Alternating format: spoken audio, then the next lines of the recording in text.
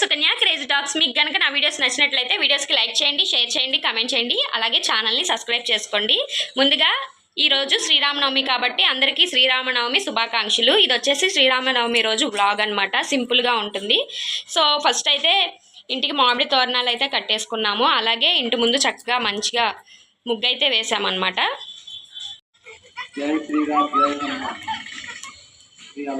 ఇలా మంచిగా ముగ్గు అయితే పెట్టుకున్నాం అనమాట. ఇక్కడ నుంచి చూస్తే అక్కడ మీకు ఒక టెంపుల్ కనబడుతుంది కదా, సో అక్కడైతే రాముల వారి కళ్యాణం జరుగుతుంది. అది వచ్చేసి హనుమాన్ టెంపుల్. హనుమాన్ టెంపుల్లో ప్రతి సంవత్సరం కూడా రాముల వారి కళ్యాణం జరుగుతుంది. సో అందరూ కూడా వెళ్తున్నారు. కళ్యాణం జరుగుతుంది కదా, పిల్లలు పెద్దవాళ్ళు అందరూ కూడా. ముహూర్తం టైం అయింది. మైక్లో అయితే అనౌన్స్ చేస్తున్నారు కళ్యాణం స్టార్ట్ అవుతుంది రమ్మని చెప్పి. ఇంటికి ఇలా సింపుల్గా అయితే మామిడి తోరణాలు అయితే కట్టేసుకొని పొద్దున్నే ఇంట్లో దీపారాజన అయితే చేసుకున్నాం అనమాట. దీపారాజనకి ప్రసాదం కింద సలివిడి వడపప్పు, అలాగే శ్రీరామనవమి అంటే స్పెషల్ అంటే పానకమే కదా, సో పానకం అలాగే పాయసం కూడా చేసుకున్నాం అనమాట. సో ఏ గుళ్ళో కళ్యాణం జరిగినా సరే పానకం కంపల్సరీగా ఇస్తారు. నవమి రోజున ప్రతి ఒక్కరు కూడా పానకం తాగుతారు. తాగాలి, హెల్త్కి చాలా మంచిది. ఎండాకాలం చలవ చేస్తుంది అనమాట. అలాగే ఈరోజు లంచ్లోకి ఏం ప్రిపేర్ చేస్తారంటే, ఈరోజు సండే కాబట్టి నాన్ వెజ్ తినము. నవమి కదా, శ్రీరామనవమి కదా, అందుకని వెజ్ బిర్యానీ అయితే చేసింది అమ్మ.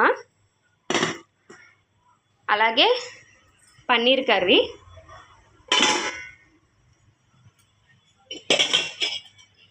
పెరుగు రైతా. ఇంకా నవమి అంటే ఇంట్లో ఖచ్చితంగా పానకం అయితే ఉంటుంది కదా, పానకం. మన సబ్స్క్రైబర్స్ అందరికీ కూడా పానకం. నవమి స్పెషల్ సందర్భంగా ఇవి అయితే చేసుకున్నాము వెజ్ ఐటమ్స్. ఇంకా నవమి రోజు ఇంట్లో పూజలు చేసుకున్న తర్వాత చాలామంది ఏంటంటే ప్రతి ఒక్కరు కూడా గుళ్ళో కళ్యాణాలు జరుగుతాయి కదా, శ్రీరాముల వారి కళ్యాణం, ఆ కళ్యాణానికి అయితే వెళ్తారనమాట. సో స్టార్ట్ అయింది కళ్యాణం. ఇక్కడ మా ఊర్లో అయితే 2 రాముల వారి గుళ్ళు అయితే ఉన్నాయి. అలాగే ఒక ఆంజనేయ స్వామి గుడి అయితే ఉంది. మా ఇంటి దగ్గరలో ఆంజనేయ స్వామి టెంపుల్ అనమాట. అక్కడ ప్రతి సంవత్సరం కళ్యాణం చేస్తారు. ఇంతవరకు బాగా వెళ్ళేవాళ్ళము, ఇప్పుడైతే వెళ్తలేదు. అలాగే రాముల వారి గుళ్ళు ఉన్నాయని చెప్పాను కదా, అక్కడైతే అన్నప్రసాదాన్ని కూడా జరుగుద్ది. అంటే భోజనాలు పెడతారనమాట. 2 గుళ్ళలో కూడా కళ్యాణం పూర్తయిన తర్వాత ప్రసాదాల కింద భోజనాలు అయితే ఆఫ్టర్నూన్ అయితే పెడతారు. సో చాలామంది వెళ్తారు. మేము ఇంతవరకు కళ్యాణానికి వెళ్ళేటప్పుడు మా ఫ్రెండ్స్తో కలిసి వెళ్ళేదాన్ని. అంటే మా వీధిలో ఉంటారు కదా, అంటే వాడకట్లో ఉన్న ఫ్రెండ్స్తో కలిసి వెళ్ళినప్పుడు ప్రతి ఒక్కళ్ళు కూడా బాటిల్స్ తీసుకొని గుడికి వచ్చేవాళ్ళు. ఎందుకంటే గుళ్ళో పానకం ఇస్తారు కదా, మనం ఇంట్లో చేసుకున్న దానికంటే గుళ్ళో ఇచ్చే పానకం చాలా బాగుంటుంది.